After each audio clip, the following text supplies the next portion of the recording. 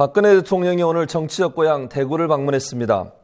대통령이 방문한 지역은 친박 의원들로부터 배신자로 낙인이 찍혔다는 유승민 의원의 지역구인 대구 동구입니다.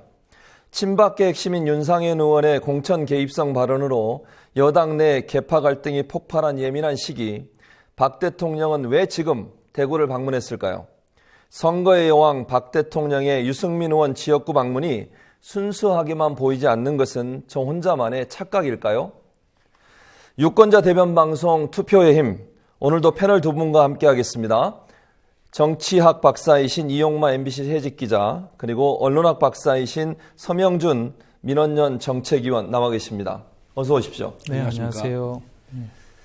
먼저 오늘 발표된 더불어민주당의 2차 컷오프 결과로 이야기 시작합니다. 정청래, 최규성, 윤우덕, 부좌현, 강동원 2차 공천 배제 명단에 오른 더불어민주당 현역 의원들입니다. 더민주는 오늘 오전 현역 단수지역 23곳, 현역 경선지역 4곳, 원외 단수 및 경선지역 17곳 등 총 44개 지역의 공천 검토 결과를 발표했습니다. 그 결과 현재 지역구가 전략공천지역으로 선정된 서울 마포을의 정청래, 경기 파주갑 윤우덕, 안산 단원을 부좌현 의원과 다른 후보가 단수 공천된 전북 남원 임실 순창군의 강동원 의원, 전북 김제 부안의 최규성 의원 등 5명의 현역 의원이 공천에서 배제됐습니다. 하지만 공천 배제의 명확한 기준은 알려지지 않고 있습니다. 공천 검토 결과 발표 직후 기자간담회를 가진 홍창선 더민주 공천관리위원장은 공천 배제 사유를 묻는 기자들의 질문에 모호하거나 엉뚱한 답변으로 일관했습니다. 정청래 의원의 배제 이유에 대해 홍 위원장은 핵심 지지층과 싫어하는 쪽에 반응이 있다. 여러 가지 판단해서 고민했다고 애둘러 말했습니다. 보수 진영에서 제기해온 막말 의원 논란이 작용했다고 시인하면서도 그 외에 어떤 사항들을 검토했는지 밝히지 않은 겁니다. 강동원, 부좌현, 윤우덕, 최규성 의원의 배제 이유를 묻는 질문에는 이야기하려면 시간을 많이 들여야 한다면서 지난해 12월과 현재 여론조사 결과가 다르다는 말만 지속했습니다. 이어서 초재선의 경우 하위 30%, 3선 이상 다선의 경우 하위 50%에 속하는 의원들을 검토하겠다던 당초 입장만 반복했습니다. 기자간담회가 40분 가까이 진행됐지만 명료한 기준은 나오지 않았습니다. 공천 기준에 대한 의문을 해소하지 못한 기자들이 질문을 계속했지만 홍창선 위원장은 내일도 만날 것이라면서 자리를 떴습니다. 더민주가 공천 검토 결과를 발표한 지역구는 현재까지 62곳입니다. 초재선 의원 68명 중 37명, 다선 의원 24명 중 13명의 운명이 정해지지 않은 가운데 더민주는 내일 3차 공천 검토 결과를 발표할 예정입니다. 국민TV 뉴스 노지민입니다. 앞서 보신 것처럼 더불어민주당 소속 현역 의원 5명이 2차 컷오프 명단에 들었는데요. 이용마 기자님, 컷오프 대상을 두고 논란이 지금 많습니다. 예. 이번 민주당의 컷오프 대상 잘 됐다고 보시는 건가요?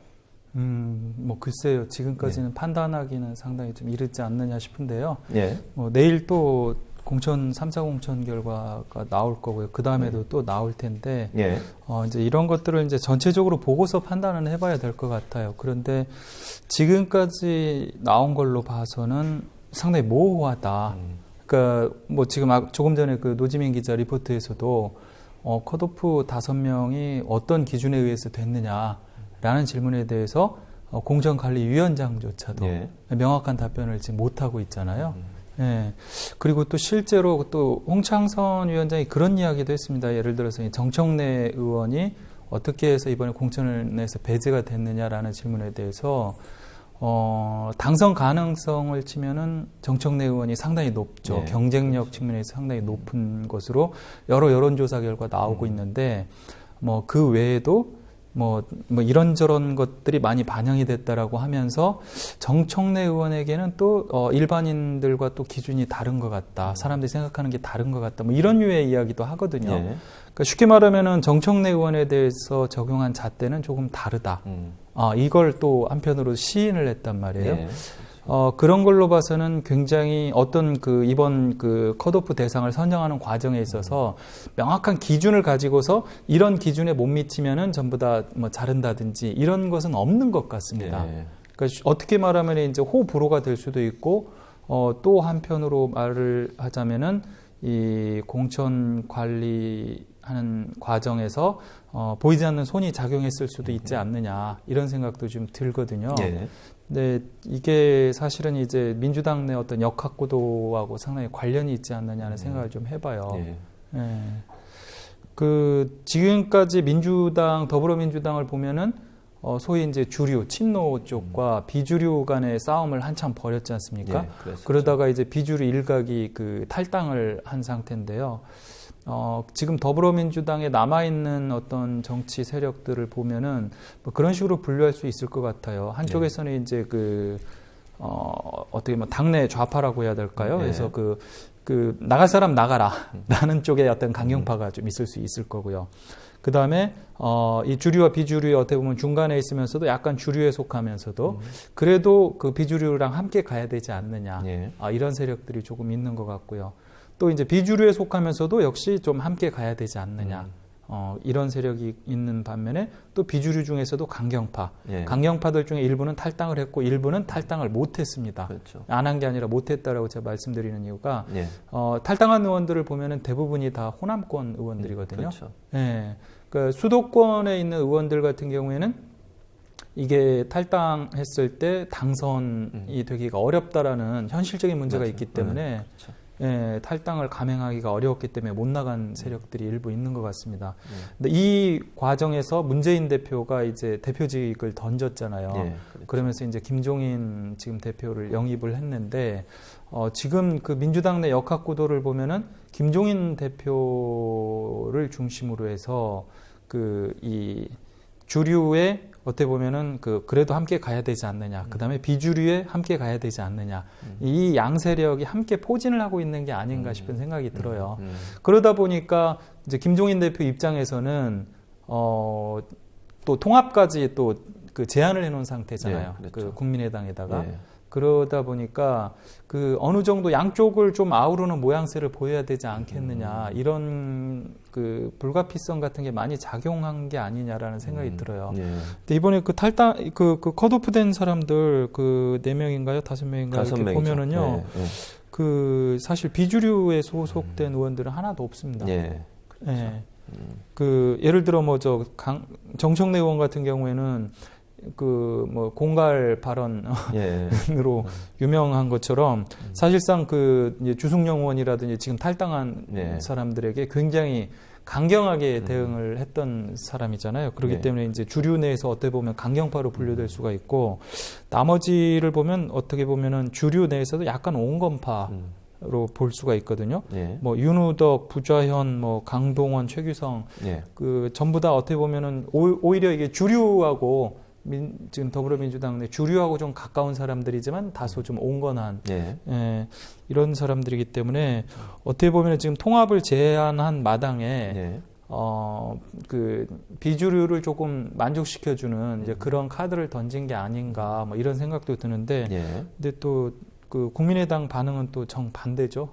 그렇죠. 지금 현재. 그럼 서 박사님, 이게 2차 컷오프를 사실 앞두고서 민주당 내에서도 사실은 지금 이 기자님 지적하셨듯이 여러 가지 친노, 패권주의 이런 문제도 있었고 또 국민의당과 통합 관계에 있어서 분위기를 좀 더 좋게 만들기 위해서 친노를 완전히 배제시켜라 이런 분위기도 있었지만 또 한편으로는 사실은 새누리당이나 아니면 종편, 특히 TV조선 채널A에서 친노 숙청하라 이런 요구들을 계속 해왔어요. 그게 그러면 이번 더민주의 2차 컷오프에 그런 종편의 민주당 흔들기나 공격이 영향을 미쳤다고 볼 수 있을까요? 우선 지금까지 이 총선 관련된 이제 그런 언론, 특히 이제 종편, 죄송합니다. 종편을 보면은 그 친노 숙청에 대한 주문이 있었느냐 정도가 아니라 완전히 그것이 지금 하나의 프레임을 형성하고 있습니다. 그 친노 운동권 세력에 대한 완전한 어떤 그 집중적인 포화가 이루어지고 있는데, 뭐 간단히 예를 들면은 무슨 뭐 조선일보의 경우에는 더민주 현역 10명을 물갈이 했는데 예. 상습적 막말 의원은 왜 빠졌냐. 이게 이제 오늘 이제 화두가 되고 있는 그렇죠. 정청래 의원이 되겠죠. 실제로 그 내용을 보면은 정작 정청래 의원처럼 진짜 국민의 눈살을 찌푸리게 하는 언행을 일삼거나 운동권 체제를 찌든 인사들은 대부분 빠졌다. 뭐 이런 이제 내용이 들어 있습니다.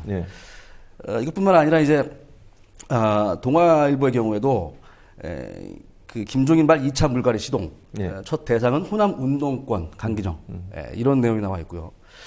이런 신문뿐만 아니라 무엇보다도 이제 그 특히나 요즘 제가 보니까 TV조선의 그 시사 프로그램이죠. 정치 시사 프로그램 시사탱크. 언급 안 할 수가 없는데요. 굉장히 심각합니다. 그 상태가. 그러니까 제목 이런 얘기를 하고 있어요. 숙청 작업을 하지 않으면 숙청 작업을 한다면 친노 명단을 써줄 수 있다. 이런 말을 하고 있고. 그렇죠. 완전히 그 친노에 대한 원색적인 비난. 그리고 비유들도 굉장히 부적절하고요. 언론이 보여줄 수 있는 그 희화화, 그 정치 혐오증, 이런 것들을 아주 극단적으로 보여주는 재미난 것이 제가 찾아보니까 시사탱크 그 슬로건이 말입니다. 보수와 진보를 아우르며 정파를 초월한 세상을 보고 듣는 눈과 귀, 강인함과 유머를 겸비한 명품 시사 토크라고 하고 있는데요. 굉장히 무색합니다. 너무나 이 진행하시는 분 제가 성함을 언급하고 싶진 않지만 이것은 국가 전체적으로 정치 발전이란 정치사회 발전이라는 차원에서 봤을 때 좌든 우든 이런 식의 막말, 이런 식의 저속한 그런 방송은 정말 더 이상 퇴출되어야 하는 것이 맞는 것이죠. 그래서 아까 질문하신 부분이 그 이제 2차 컷오프 결과와 이런 종편 또는 어떤 특정 메이저 신문사들의 그런 보도가 관련이 있느냐? 관련이 있을 수밖에 없습니다. 물론 이제 지금 김종인 대표께서 김종인 대표 공이니까 그렇게 모르겠습니다. 김종인 대표께서 개인적인 차원으로 어떤 지금 일을 진행하고 있다고 보진 않지만 그럼에도 불구하고 이렇게 주요 언론들이 여론몰이 함으로써 반드시 정치권에는 그 어떤 간접적인 영향이 없을 수가 없습니다. 그래서 제가 봤을 때는 관련성이 아주 깊다라고 보여집니다. 사실 이게요 보면은 지금 민주당 내 이제 비주류와 탈당을 한 국민의당 그 세력들과 조중동 내지는 이제 종편들과 이해관계가 하나 일치하는 부분이죠, 사실은. 그러니까 친노 운동권 청산. 그러니까 이게 처음에는 이제 친노에 대한 어떤 그 싸움으로 시작을 했다라면 이게 점차적으로 운동권 386 이런 식으로 이제 확대가 된 거거든요. 그래서 지금 민주당 내의 어떤 주류 세력에 대한 공격, 이런 쪽으로 지금 이어지고 있는 거거든요. 그렇죠. 지금 사실상 이제 이 사람들이 공격을 하는 친노 386 운동권에 지금 어떻게 보면 대표 얼굴 마담이 문재인 전 대표잖아요. 그렇죠. 문재인 의원인데 지금 이 대통령 후보 지지도에서 어찌됐든 1위를 계속 하고 있습니다. 그러니까 이 부분에 있어서는 적어도 저쪽 이 양자의 이해관계가 일치한다고 봐요. 특히 그 조중동이나 종편 같은 경우에는 문재인 대표가 계속 살아남는다면 이건 그 내년 대선에 있어서 상당한 위험 요소가 된다라고 보고 있고요. 또 그 민주당 내 비주류나 국민의당 쪽의 입장에서 봤을 때는 문재인 대표가 살아남아서 내년에 그 집권을 할 경우에 또다시 그 당권까지 모두 다 빼앗기는 게 아니냐, 여기에 대한 두려움이 있거든요. 그리고 지금 이 그 주류와 비주류 간의 싸움이 이게 하루 이틀 된 이야기가 아니지 않습니까? 그러다 보니까 이게 굉장히 고질적인 문제고요. 이 과정 속에서 사실은 정권까지 뺏기다 보니까 이 비주류가 이제 어떻게 보면은 명분을 얻은 거죠. 싸울 수 있는. 그러면서 정권을 2번 연속 뺏겼고 이제 이런 상황에서 비주류가 싸울 수 있는 그 명분을 얻었고 이런 식으로 가다가는 자기들 자리까지 위협할 수 있다. 라는 상황에서 이제 보다 더 적극적으로 지금 싸움에 나선 게 아닌가 그런 생각이 좀 듭니다. 이 5명 중에 특별히 이제 그 정청래 의원 관련해서 지지자들이 지금 민주당사에 모여서 나름대로 필리버스터를 하고 있는 것으로 지금 전해지고 있는데 뭐 이제 단도직입적으로 여쭤보면 정청래 의원을 컷오프하는 게 더불어민주당이 어떤 뭐 이익이 있는지 또 그게 정말 진보 진영에서 그렇게 하는 것이 이번 총선의 지근인데 반드시 필요한 요소인지 여쭤보고 싶고 두 번째는 이런 지지자들이 뭐 민주당사에 가서 이렇게 하는데 이게 과연 정청래 그러면 의원을 다시 컷오프해서 살려낼 수 있을지 어떻게 보십니까? 일단 두 번째 문제부터 말씀을 드리면요. 지지자들이 그 민주당사 앞에 몰려가서 시위를 하는 건 저는 뭐 굉장히 자연스러운 일이라고 봅니다. 그 지속적으로 그 전에 이제 여론조사를 한 것 결과들을 보면은요, 정청래 의원이 그 마포에서 자기 지역구에서 그 새누리당의 어떠한 후보와 대결을 해도 지금 상당히 이기는 것으로 나오거든요. 오죽하면은 그 뭐 자객 공천한다 이런 얘기들이 나왔잖아요. 그럴 때 정청래 의원이 또 그리고 또 이항구 의원이 뭐 그런 얘기했습니다. 아스팔트 뭐 데모하듯이 한 사람들 뭐 자기들이 표적 공천하겠다라고 또 얘기했고, 이제 그때 그 정청래 의원이 이제 큰 소리를 쳤던 것이 뭐 김무성이든 뭐 안철수든 다 나와라 뭐 그랬던 거 아니에요. 그만큼 그렇죠. 이제 큰 소리를 칠 수 있었던 배경이 일단 여론조사에서 상당한 우위를 점했다라는 거죠. 이제 바로 그런 게 배경이 됐는데 이번에 그 컷오프를 한 건 좋아요. 뭐 어느 당에서나 저는 컷오프 자체는 필요하다라고 봅니다. 그런데 컷오프를 하려면 명확한 기준을 가지고 설명할 수 있어야 되거든요. 지난번에 그 강기정 의원을 컷오프 했을 때 그때는 분명히 설명을 했잖아요. 그랬죠. 여론조사를 해보니까 당신이 지금 많이 뒤지더라. 그렇기 때문에 아쉽지만은 좀 물러나줘야 되겠다라고 이야기를 했고 강기정 의원이 이걸 수용을 했단 말이에요. 그런데 이번의 경우에는 지금 설명을 못하고 있습니다. 이건 심각한 문제가 있는 거죠. 공당으로서 그 자기 당 소속 의원을 컷오프 차기 공천에서 배제를 하면서 왜 배제를 하는지 명확하게 설명을 못 한다는 것은 그 지지자들 입장에서 볼 때는 어떻게 했어요? 너무 황당한 거 아니에요? 그럼 결국 그 국민의당과 그 한나라 새누리당에서 표적 공천하겠다, 자객 공천하겠다라고 하니까 뭐 스스로 먼저 자기 사람을 자른 거냐. 그렇죠. 이런 얘기가 안 나올 수가 없는 거 아니에요? 그렇기 때문에 이제 그 뭐 새누리당 같은 경우에 이번에 그 박태환 의원인가요? 그 친박 핵심이죠. 김태환 의원. 그 컷오프 되니까 자기 무소속으로 지금 출마하겠다라고 이야기를 하잖아요. 이런 식으로 어떻게 보면은 이제 현역들 같은 경우에 자기가 명확하게 수긍할 수 있는 그런 이유가 없다라면 저항을 할 수밖에 없는, 뭐 그건 당연하다라고 봐요. 왜냐하면 국회의원이라고 하는 게 저기 임시 직원이잖아요. 그렇죠. 비정규직이거든요. 4년짜리. 4년. 네, 맞습니다. 이번에 그 잘리고 나면 이제 가서 할 게 없습니다, 사실. 뭐 그렇기 때문에 그 강력한 저항을 하는 건 저는 뭐 자연스러운 거고, 그렇기 때문에 더욱더 명확한 근거와 이유를 제시하고서 컷오프를 해야 되지 않느냐, 이제 이런 생각을 하고요. 그 다음에 그러면 정청래 의원을 이렇게 자른 것이 과연 얼마나 영향을 미치겠느냐. 글쎄요, 저는 양쪽에서 모두 그 어떤 박수를 받을 수 있을까라는 점에 있어서는 좀 회의적입니다. 쉽게 말해서 일단은 그 민주당에 대한 열렬한 지지자들, 특히 그 정청래 의원 과 비슷한 성향의 그 지지자들의 경우에 정청래 의원을 컷오프함으로 인해서 사실은 그 지금 민주당에 대한 어떤 지지하고 싶은 열망, 투표장에 가고 싶은 의욕, 이런 것들을 많이 꺾는 효과가 있거든요. 그러면은 이걸 통해서 예를 들어 그 국민의당이라든지 그 당내 비주류들이 그래 잘했어라고 하면서 여기에 대해서 적극적으로 찬사를 보내느냐 하면 국민의당 반응을 보면은 눈 가리고 아웅이다 뭐 이런 시간이에요. 하나 뭐 적당히 끼워 넣은 게 아니냐, 이런 식의 반응을 보이고 있다는 거. 그리고 또 새누리당이 그러면 또 뭐 이렇게 해서 특별히 뭐 여당 잘한다라고 야당 잘한다라고 하겠죠. 새누리당으로서는. 왜냐하면 정청래 의원이 어떻게 보면은 야당 의원들 중에서 가장 앞장서서 그 여당과 어떻게 부딪히는 뭐 그런 역할들을 많이 해왔잖아요. 그렇기 때문에 새누리당 입장에서는 이제 상당히 껄끄러운, 피곤한 상대라는 말이죠. 그런데 야당이 스스로 제거를 해줬으니까 어떻게 보면 편한 거고. 이제 그런 점들에서 봤을 때 과연 그 정청래 의원을 이번에 잘라낸 것이 얼마나 그 플러스가 될 것이냐. 이 부분에서는 저는 좀 회의적입니다. 네. 예. 악수다 이렇게 봐야겠네요. 바둑으로 보면 악수를 뒀다 이렇게 분석할 수도 있겠네요. 일단 어찌됐든 뭐 좋은 수는 별로 아닐 것 같습니다. 그럼 서 박사님, 네. 네. 그 지금 이 문제뿐만 아니라 이게 컷오프 대상이 발표된 다음에 SNS상에서 무슨 얘기가 지금 나오고 있냐면 박영선을 잘라라. 이게 나왔어요, 지금. 박영선 의원도 컷오프 해야 된다. 이런 주장들이 나오고 있단 말이에요. 서명주 박사님은 어떻게 생각해요? 이런 SNS상에서의 의견들이 타당하다고 보세요? 어디 이유가 있다고 보십니까? SNS상의 의견들은 이제 각 정치 계파들, 정파들의 의견들이 이제 거기 실릴 수가 있는 것이죠. 예. 그리고 이제 그것이 어떤 SNS의 어떤 세력들이냐가 먼저 평가가 되어야 되고요, 정확히. 예.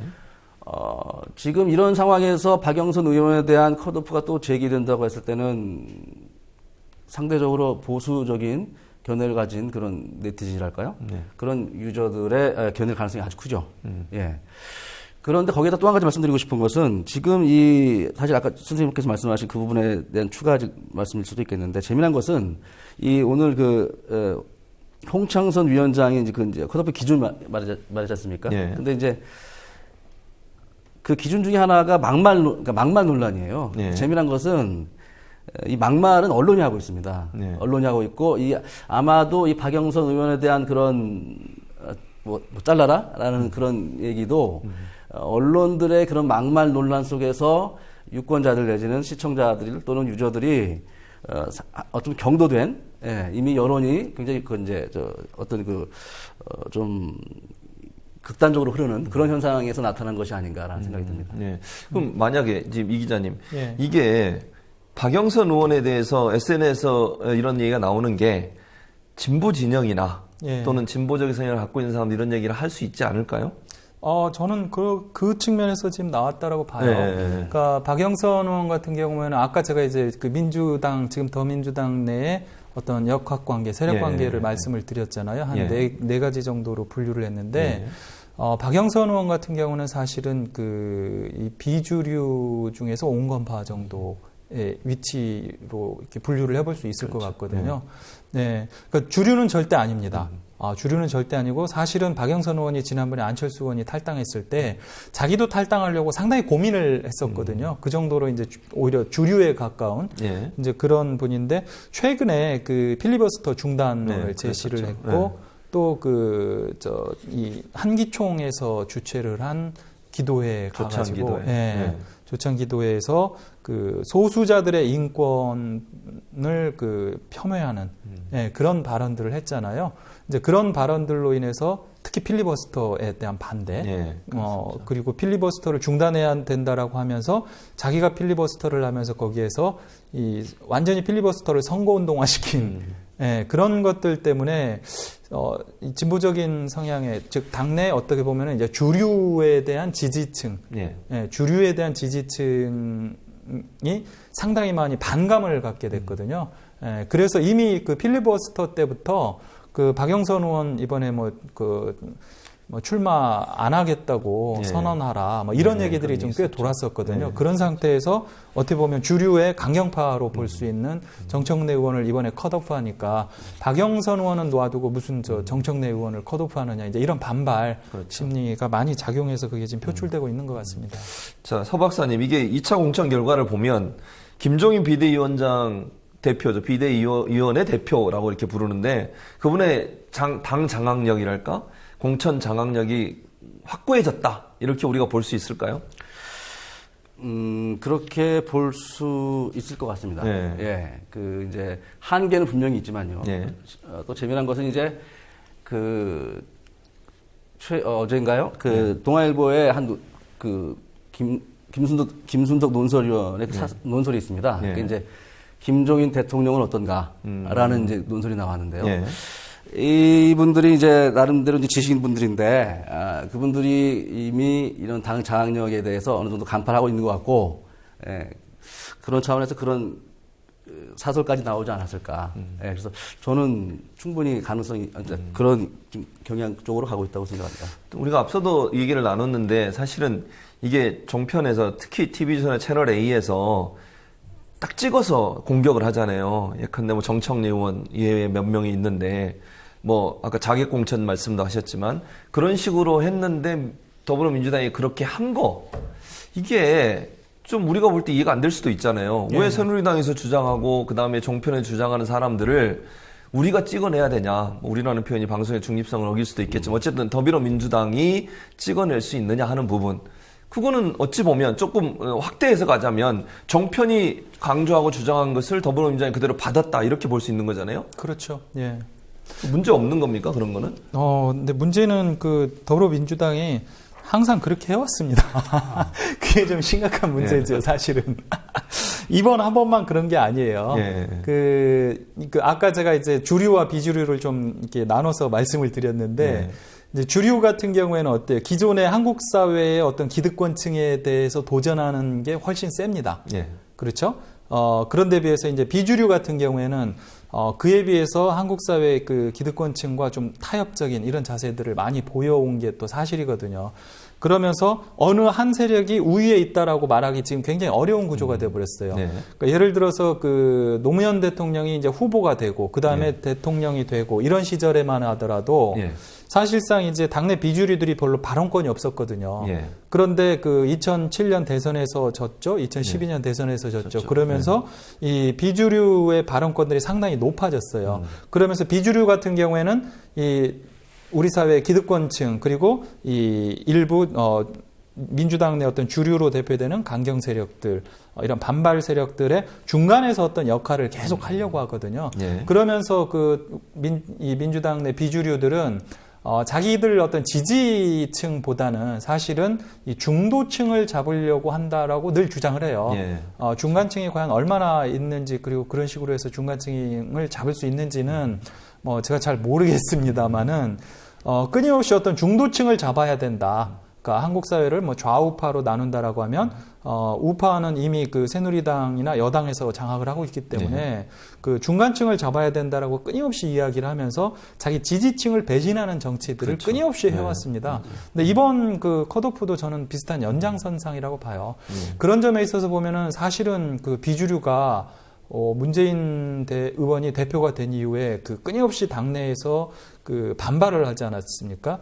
그 결과 지금 이번 총선까지는 나름 성공했다는 생각도 들어요. 왜냐하면 문재인 대표는 대표를 결과적으로 비주류 요구대로 그만뒀죠. 그리고 당내 공천권도 사실은 김종인 지금 대표가 다 장악을 했습니다. 근데 김종인 대표의 어떤 성향이나 이런 것들을 보면은 지금 한국 사회의 어떤 주류에 훨씬 많이 섞여 있었던 분이에요. 뭐 경제민주화의 어떤 상징처럼 이야기가 되고 있지만 김종인 대표가 주장하는 경제민주화라고 하는 것도 사실은 굉장히 그 온건하고 합리적인 보수적인 어떤 그 경제 취지에서의 경제민주화거든요. 그렇기 때문에 오히려 유승민 의원이 주장하는 부담 중복지 이런 노선과 다소 유사하다라고도 볼 수 있거든요. 그래서 한나라당 내 온건 노선을 가진 사람들과 오히려 유사한 이런 상황이기 때문에 당내에서 어떻게 보면은 이제 주류라고 해야 될까요? 그리고 좀 더 진보적인 민주주의를 주장하는 세력들 이런 사람들이 지금 굉장히 많이 배제가 돼 있는 거죠. 지금 이제 얘기 나눠봤습니다만 우리 그 더불어민주당은 이렇게 2차 컷오프 때문에 말이 많고 또 여러 가지 충돌도 생기고 이러지만 지금 현역 의원 중에 공천을 받지 못한 사람이 없어서 그런지 비교적 새누리당은 조용한 편입니다. 새누리당도 오늘 2차 공천을 발표했습니다. 국민의당도 어제 일부 지역의 공천 결과를 밝혔습니다. 지금까지 나온 두 당의 공천 결과가 어떤지 장부경 PD가 정리한 내용을 먼저 보고 이야기를 이어가도록 하겠습니다.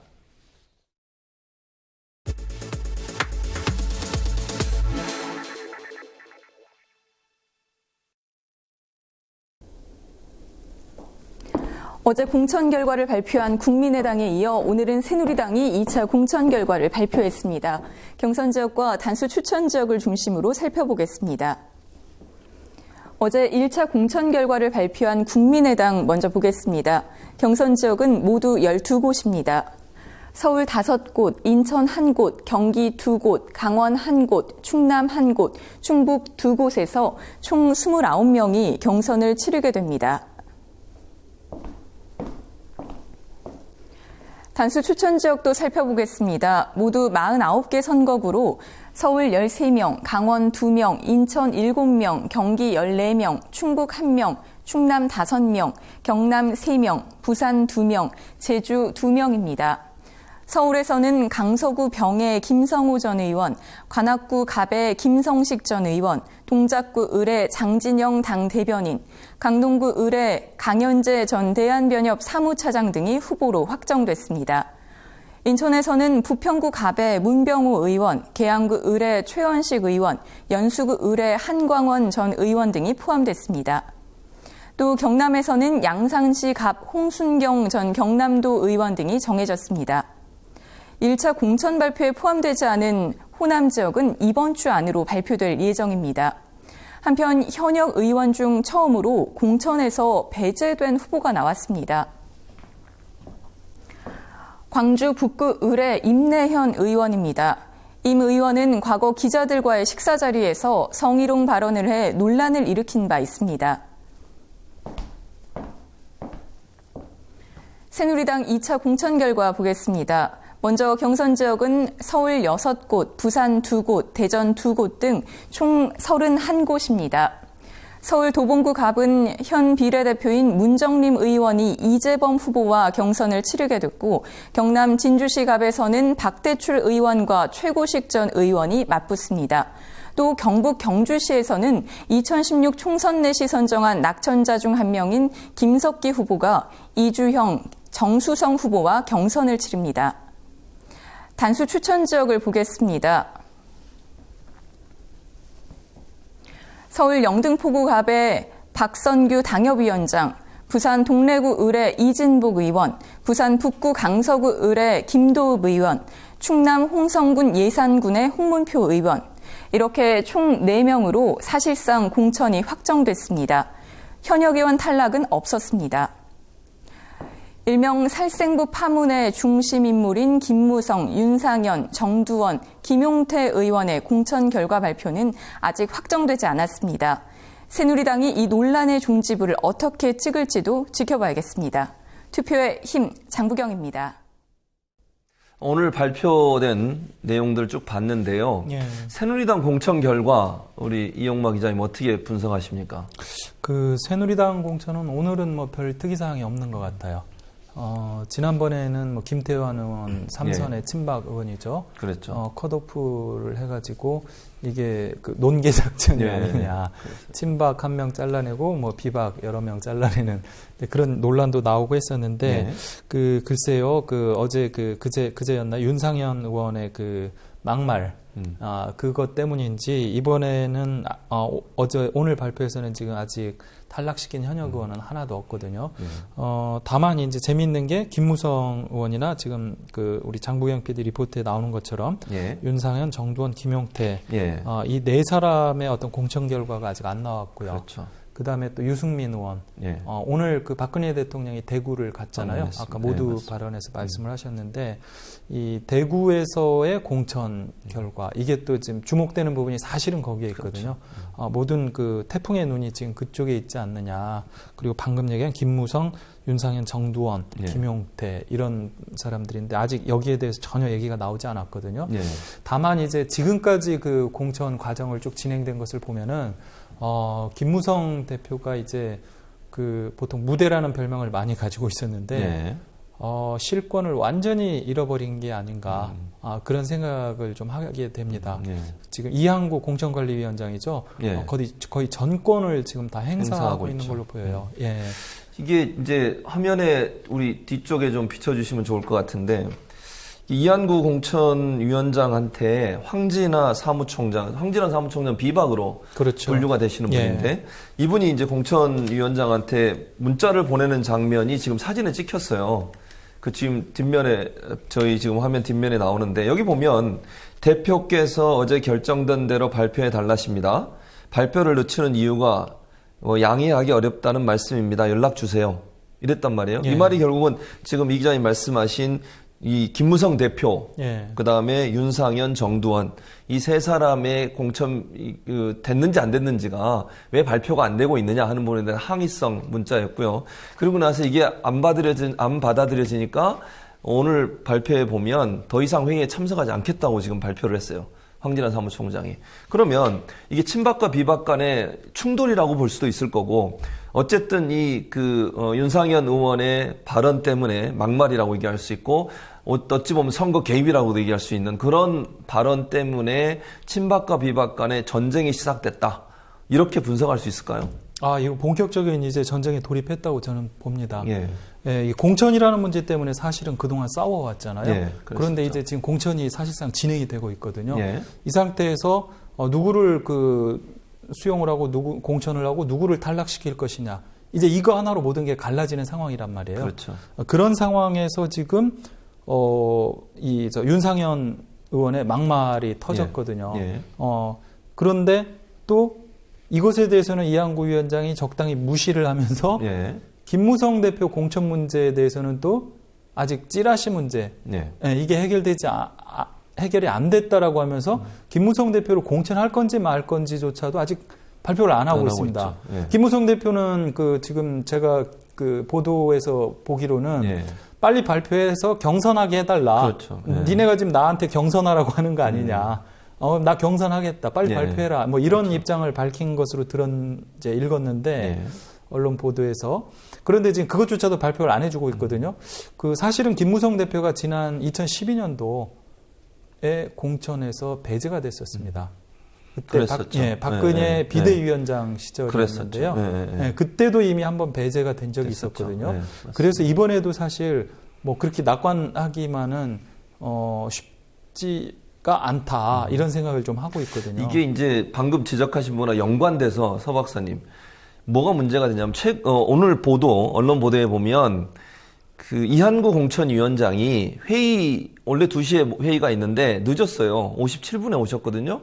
그런데 회의 전에 어디를 가셨냐면 모 호텔에서 현기환 정무수석을 만났어요.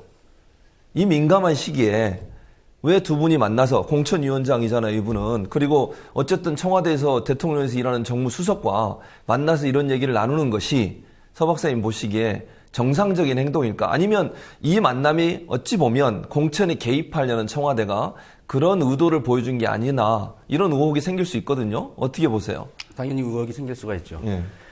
뿐만 아니라 지금 이 민감한 시기, 지금 완전히 지금 모든 언론과 모든 국민의 관심사가 이 컷오프와 지금 향후 총선의 이 방향에 대해서 지금 집중되어 있는 이 시기에 청와대 인사와 접촉을 한다는 것은 상당히 이해할 수가 없는 행동입니다. 당연히 이제 문제가 될 소지가 아주 많죠. 그리고 오늘 이한구 위원장이 자기 현기환 수석 안 만났다고 부인을 했잖아요. 지금 정확한 건 확인은 안 되지만 일단은 채널 A였나요? 취재 기자들이 호텔에 취재를 하러 갔다가 호텔 사람들한테 막혔거든요. 맞았어. 그렇습니다. 그래서 이제 가서 현장에 있는 장면을 찍지는 못했습니다. 어찌 됐든지 간에 두 사람이 만났다는 지금 의혹이 강력하게 제기가 된 상태고요. 그 다음에 오늘 또 공교롭게도 박근혜 대통령이 대구를 갔단 말이에요. 그렇죠. 이런 그리고 또 그 전에 김무성 대표는 뭐 전략공천 이런 거 없다. 전체 뭐 경선으로 한다. 또 뭐 경선을 할 때도 왜 당원 비율을 30%로 하고 뭐 일반인 여론조사 70% 뭐 이런 식으로 하겠다라고 했는데 이한구 공천관리위원장이 들어와서 그걸 전부 다 무시를 하고 있거든요. 뭐 경선을 하더라도 전체 다 여론조사로 하겠다. 그렇죠. 이게 사실은 이제 기존의 친박들이 주장을 했던 것들이잖아요. 그다음에 무슨 전략공천이 없느냐? 전략공천 해야 된다. 그랬는데 전략공천은 이미 이루어졌고요. 지난 1차 이 공천 결과에서 나타났습니다. 그렇죠. 김무성 대표가 별수 없이 다 사인을 했었죠. 1차 결과에 대해서. 맞습니다. 이런 식으로 해서 사실상 친박의 주장이 일방적으로 그냥 통과가 되고 있는 상황이거든요. 이런 전반적인 과정들이 진행되고 있는 걸 보면 이번에 사실상 총선을 진두지휘하고 있는 게 이한구 공천관리위원장이라기보다 청와대가 아니냐. 사실 이런 의혹이 지금 강력하게 제기되는 겁니다. 그렇죠. 방금 이제 지적하셨지만 박근혜 대통령이 오늘 대구 창조경제 핵심센터를 방문을 했는데 이게 동구 지역이란 말이에요. 대구 동구인데 대구 동구 현역 유승민 의원이에요. 그리고 유성걸 의원이고. 근데 이 두 지역구 다 소위 진박이라고 얘기하는 최경환 전 장관이 이제 돌아다니시면서 지지 발언도 하고 진박 얘기도 하셨는데 진박 감별사 역할을 하시면서 두 사람 거기 둘 다 거기에요. 한 곳은 정종섭 전 행자부 장관이 나가는 곳이고요. 한 곳은 이제 유승민 현 의원의 대항마로 동부청장을 지냈던 이재만 전 동부청장이 나가고 왜 하필이면 박근혜 대통령이 이 선거 기간에 거기를 가셨을까라고 하는 의문이 생길 수 있거든요. 물론 뭐 대통령이 방문했다고 그렇게 넘어갈 수도 있겠지만 만약에 그러면 입장을 바꿔서 노무현 대통령 시기에 이런 행동을 했다면 다른 언론사들이 가만히 있었겠냐는 거죠. 그런 관점으로 본다면 박 대통령의 이번 대구의 동구 방문이 선거에 일정 부분 영향을 줄 수 있는 요소가 되지 않겠나 하는 의문이 있는데 서 박사님 어떻게 보세요? 대구 동구 방문한 기사들도 좀 보면 말입니다. 예. 전혀 이제 주로 종편이나 아니면은 조선이라든지 주요 메이저 신문들 보면은 사실 보도에 그치고 있습니다. 예. 예. 그러니까 지금 말씀하신 대로 정치적으로 충분히 문제 삼을 수 있는 그런 내용들이 들어있는데 예. 전혀 민감하게 다뤄지지 않고 있고요. 사실 그것은 근데 오늘 박근혜 대통령의 행보뿐만 아니라 새누리당의 그런 이제 당내 갈등이라든지 예. 당내 어떤 공천 관련된 그런 행보에 대해서 굉장히 온화한 예. 말하자면 굉장히 부드러운 그런 보도들이 많이 나오고 있습니다. 그러니까 당내 갈등이 분명히 새누리당에도 있는데 예를 들면 이제 윤상현 의원이 공천하지 말라고 이제 김무성 대표한테 막말하고 그랬지 않습니까? 예. 근데 그런 것들도 물론 이제 자극적인 표현들이 들어있지만 실제로 더민주당에 대한 그런 보도와 비교해봤을 때는 굉장히 부드러운 아주 전혀 크게 문제 다가오지 않는 그런 내용들이 많이 있어요. 예. 예. 그리고 이제 예를 들면 또 이제 MBN 같은 경우에는 이한구 공관위원장이 이제 그런 얘기를 하지 않습니까? 이제 아스팔트로 대목꾼들을 몰아내라 이런 예. 얘기하는데 이것도 사실 지금 친노운동권과 관련된 이야기고 아까 서두에 말씀드렸다시피 모든 지금 주요 메이저와 이른바 조중동이라고 하죠. 예. 조중동과 그다음에 종편 채널들은 친노운동권에 대한 실체가 과연 무엇이냐 아직까지도 논란이 있는데 거기에 모든 지금 화력을 집중하고 있는 것 같습니다. 이 기자님, 그러면 박 대통령의 이번 대구 방문이 새누리당의 진박 공천, 소위 친박 또는 진박이라고 얘기하는 공천에 영향을 줄 수 있다고 보세요? 당연하죠. 네. 네.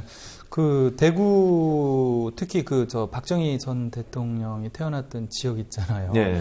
그런 지역에서는 거의 반신 반인으로 박정희 전 대통령을 이제 생각을 하는 그런 분위기가 있기 때문에요. 네. 그런 상태에서 이제 박근혜 대통령이 지역을 방문했다. 이건 굉장히 큰 화제입니다, 이게. 예. 그렇기 때문에 저는 상당히 영향을 미칠 수 있다라고 보고요. 예. 특히 이게 보수적인 대구 자체가 굉장히 보수적이잖아요. 예. 근데 그 중에서도 또 이제 박정희 전 대통령에 대한 향수를 강하게 느끼는 나이 드신 분들이라든지 굉장히 보수적인 성향의 분들, 이런 분들에게는 상당히 영향을 미칠 수 있다고 봅니다. 그리고 사실은 그걸 알고 있기 때문에 간 거죠. 저는 계산해 놓고 갔다고 봐요. 그렇죠. 왜냐하면 왜 우리가 그런 이야기 하잖아요. 특히 남자들 같은 경우 이제 군대 가고 나면 병장 시절에 떨어지는 낙엽도 조심한다라고 그렇죠. 하는데 그 정도로 이렇게 사실은 대통령이 가는 행사인데 더군다나 총선을 한 달밖에 안 남겨놓고 더군다나 공천 심사가 지금 진행되는 과정인데 그걸 모르겠어요. 당연히 알고 있기 때문에 오히려 제대로 중립적인 관리를 하겠다라는 생각을 가진다라면은 피해야죠. 그렇죠. 그런데 일부러 가는 거죠, 이것은. 호남 지역 왜 발표 안 합니까? 호남 지역은 일단은 여야가 아니라요. 지금 국민의당하고 더민주당 가장 이제 양당이 통합을 안 할 경우에 지금처럼 계속 갈 경우에 양당의 혈투가 벌어질 장소가 사실은 호남이잖아요. 그렇죠. 그렇기 맞습니다. 때문에 어떻게 보면은 호남 공천을 가지고서 서로 좀 이렇게 눈치 본다라고 할까요? 약간 예. 그런 측면도 좀 있는 것 같아요. 예. 예, 그리고 또 실제로 통합이 될 수도 있고요. 그럴 수 있죠. 예, 일부 그 국민의당 소속 의원들이 넘어올 수도 있고 예, 그런 가능성이 있기 때문에 일단 더민주당은 이제 최대한 그 늦출 것 같아요. 예. 공천을. 예. 그 더민주당은 뭐 그런 식으로 할 거고 국민의당은 지금 빨리 하고 싶은데 네. 안철수 의원의 입장에서는 그렇죠. 반면에 이제 천정배 의원이라든지 또 통합이나 연대에 찬성하는 예. 이제 그런 사람들 같은 경우에는 어찌됐든 조금 더 시간을 좀 둬야 되지 않느냐라는 생각을 예. 좀 진행 과정을 봐야 되지 않느냐 생각을 갖고 있기 때문에 예, 속전속결로 이루지 못하는 것 같아요.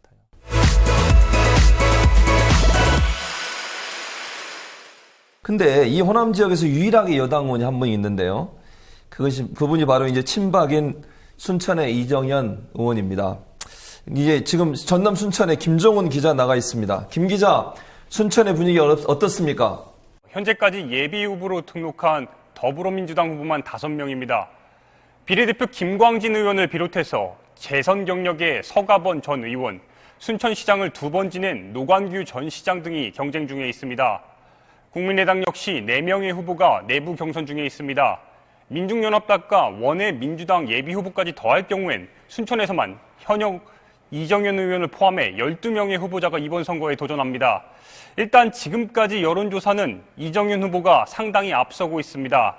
하지만 여론조사 무응답이 3분의 1가량이 될 만큼 순천 시민들의 속내도 상당히 복잡한 상황인데요. 직접 들어보시겠습니다. 근데 순천은 지금 다 박빙이에요. 박빙? 그러니까요. 그래서 민심이 막 저희가 여러분한테 물었던데. 헷갈려. 어느 누가 쏠리질 않고 노광규 의원님도 잘하셨고, 제 옛날에 서가버님 국회의원 참 잘하셨거든요. 그분도 잘했지. 이정현 씨는 이제 막 열심히 해보려고 노력을 하시고, 다 좋은 후보들이 많아요. 순천이 굉장히 실력가들. 그분도 참 열심히 하려고 노력하시고 젊고 소신 있고 잘하죠. 다. 잘해요. 다음 주 막강해요. 저니까. 우리 어머니는요? 마음속에 누구요? 저는 그러니까 잘하려고 하니까 지금은 아직 누구를 해야 되지 좀 그랬죠. 야당이 후보자를 확정한다고 해도 더민주와 국민의당 이렇게 두 당이 나오잖아요. 그러면 야권표가 분열돼 이정현 의원의 재선 가능성이 높아질 텐데 어떻게 보십니까? 네, 실제 여론조사에서도 그런 흐름이 확인됩니다. 이정현 의원에 맞서 야권표가 분열되면 어떤 후보가 나와도 여당의 재집권에 유리한 상황입니다. 결국 야권이 순천을 탈환하기 위해서는 어떤 형태로든 야권 통합이나 연대가 이루어져야 하는 상황인데 문제는 국민의당 안철수 대표가 이미 여러 차례 더불어민주당과의 통합 거부 메시지를 분명히 했다는 점입니다. 연대에 대해서도 없다는 불가 입장을 공식적으로 계속해서 이야기했습니다. 그러나 안 대표의 말과는 달리 지역에서 자발적으로 일어나는 더불어민주당과 국민의당 사이에 후보자 간 연대 가능성을 배제하기는 어려울 듯 보입니다. 더불어민주당 김광진 비례대표 의원의 발언 직접 들어보시겠습니다. 안철수 대표는 좀 강하게 부정하고 있습니다만 다른 분들은 대부분 호남에서는 경쟁하고 수도권에서는 연대하자라고 하는 것 정도는 동의하고 있는 거지 않습니까? 근데 이제 순천은 일반적인 호남이라고 볼 수는 없는 거죠. 비교하자면 수도권과 동일한 위치 정도로 봐야 되는 것이 맞을 것 같고 새누리당이라고 한 현역 의원이 있기 때문에 그러한 정도를 생각해 보자면 국민의당에서도 어느 정도 시기에는 후보별 연대의 선까지는 막지 못할 거다. 근데 다만 당대당 연대를 하게 되면 후보들의 동의 없이 이 지역은 너희가 먹고 이 지역은 너희가 가고라고 하는 걸로 정해지잖아요. 그럼 반발할 수밖에 없거든요. 조금 다른 질문인데요. 순천 지역에서 학생들이 투표를 독려하는 퍼포먼스를 했다고요?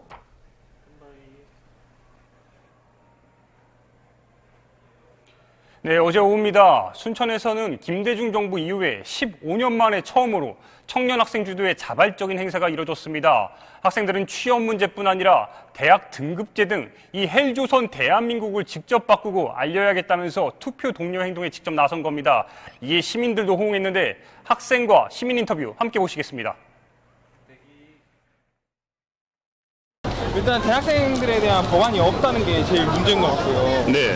그래서 보면 대학 구조 평가 같은 경우에 그 부분이 저는 제일 신경 쓰였거든요. 대학 교육평가. 대학을 등급을 나눠가지고 뭐 어디는 좋은 대학교가 되고 어디는 나쁜 대학교가 되고 그런 부분이 좀 문제라고 생각합니다. 네. 사실은 얘는 여기 학생들보다는 5, 6년 선배들이 먼저 했으면 현 실업난도 좀 줄어들지 않았을까. 그러니까 이제 애들이 하면은 얘 후배들이 또 좀 더 좋겠죠.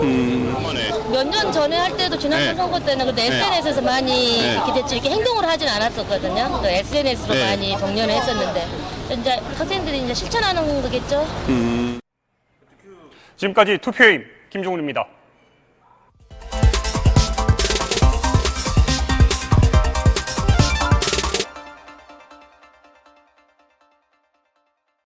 여러분 안녕하십니까? 3월 9일 수요일 KBS 9시 뉴스입니다. 이세돌 구단이 인공지능 알파고와의 첫 대결에서 충격의 패배를 당했습니다. 심리전이 전혀 통하지 않는 인공지능이라는 사실은 알파고의 능력 어디까지 진화했을까요? 그럼 여기서 전문가가 본 알파고의 실력은 어느 정도고 놀라움과 아쉬움으로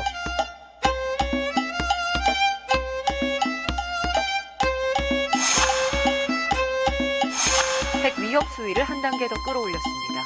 내폭형 핵폭탄이 무엇이고 다목적 포석이라는 분석이 나오고 있습니다. 우리 군은 어떤 준비를 하고 있는지. 북한 선박의 입항 금지에 나섰다고 북한으로 돌아가고 있는 것으로 최고 반역죄를 적용해 처벌하고 있는 것으로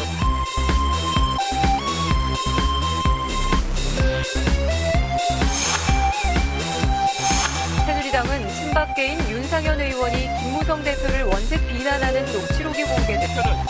면담을 거부했습니다.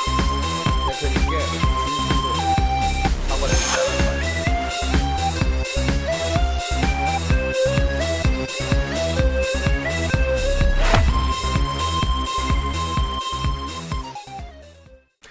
(4.13) 총선이 40여일밖에 남지 않은 오늘 박근혜 대통령은 대구를 방문했습니다.